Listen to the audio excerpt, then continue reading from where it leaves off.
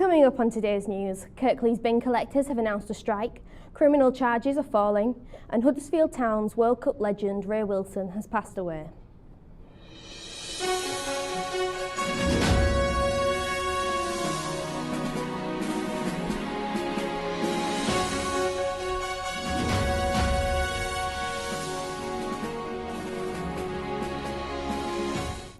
Good afternoon, I'm Amber Dawson and here are today's top stories. Our first story this afternoon, Kirklees bin collectors are going on strike next month. It was announced today that the council waste staff have given their 2 weeks notice for the strike, which will happen on the 4th of June until the 10th. This is due to staff apparently being bullied and harassed by managers and the inability to take holidays and grievances being ignored for 6 months. Moving on to crime now, the number of criminal charges in West Yorkshire has been falling despite more crimes being recorded. Recorded crime has risen by 52% in the past year, however charges are only up 3%.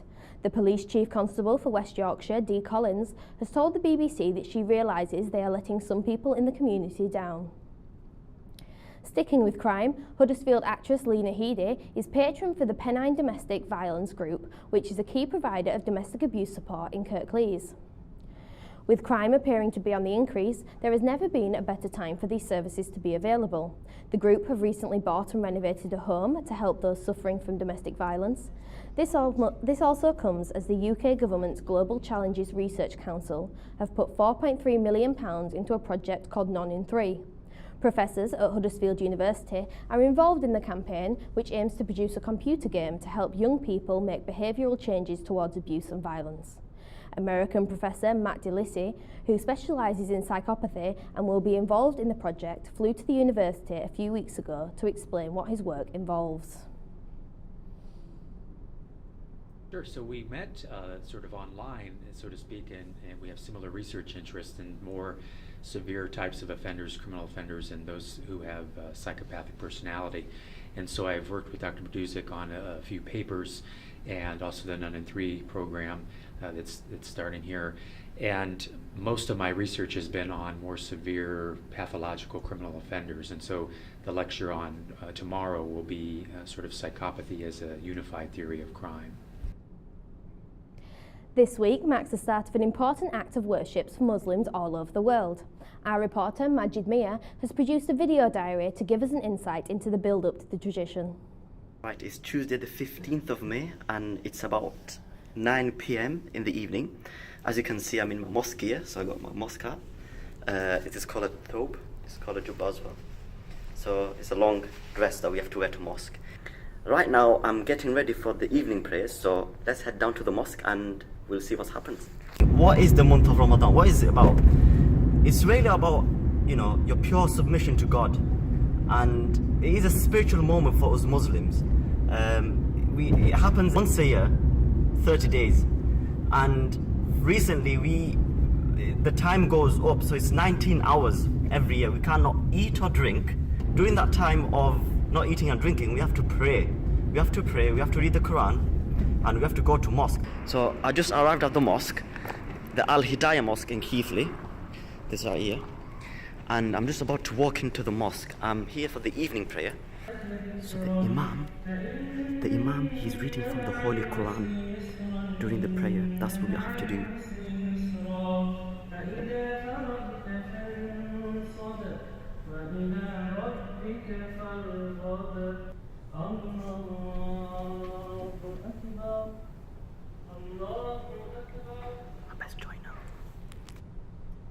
And Majid joins me in the studio now. Hi, Maj. Hello.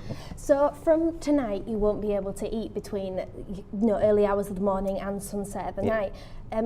So what sort of thing do you do to celebrate the end of that 30-day fast? We have a special day called Eid, and on that day we have families and friends coming over in our houses, and we have a big feast. It's like a king's meal, basically. A lot of food, different foods from different families, and we'll be enjoying that.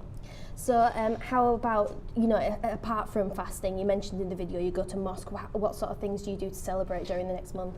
We go to, every Friday we have to go to mosque, and as a Muslim we have to pray and read the Quran in mosque, and that's what we do as Muslims every day.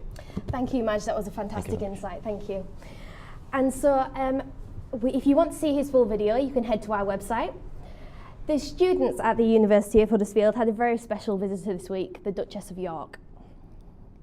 For the past 3 years, Sarah Ferguson has set a brief for first-year students to create a design that she would comment on and appraise. This year's theme was inspired by herbal imagery and wild flowers. The pieces range from clothing to bedding, allowing students to express their version of the theme. We spoke to a student and had a look at her work. Yeah, I found it's been great fun. Yeah, it took quite a long time because obviously the drawings take forever, and then it's making them ready so they can go and Photoshop, and then developing them into prints and then colours. So yeah, it took a very long time, but it was really fun. I think I would definitely continue with this project, as like florals is like a key thing for a textile student. There was some very nice work there by those students. Now over to Drew McCulloch with the sports. Thanks, Amber. It's a big day in sport today. England manager Gareth Southgate has released the final 23-man squad that will be headed to Russia next month for the World Cup. Former Leeds United players Danny Rose and Jack Butland have been included in the squad, along with former Halifax Town player Jamie Vardy. Sam Allardyce has left his role as Everton manager after just 6 months of being in charge of the club. Big Sam has gained a reputation for being a long ball specialist, and his style of play has been criticised by Evertonians. Under Allardyce, Everton have had the fewest shots out of all the Premier League teams. Back to you, Amber. Thank you, Drew. On top of that, Huddersfield Town and World Cup winner Ray Wilson has died this afternoon at the age of 83. The former left-back has been battling Alzheimer's disease for several years. He was a part of the World Cup winning England side in 1966 and played for Huddersfield Town between 1952 and 1964, where he made 266 appearances and scored 6 goals. Now for the weather with Tatiana Zutini. Seems like our warmest days are coming to an end today. Expect a chilly start with the highs of 12 degrees. It is said to be mostly cloudy, following light showers. However, sunny spell may develop this afternoon. Tonight will remain dry as well as cloudy with clear sky. That's all from us. That's all from us. From me and everyone in the team, we would just like to say thank you for the best 3 years of news. Until next time.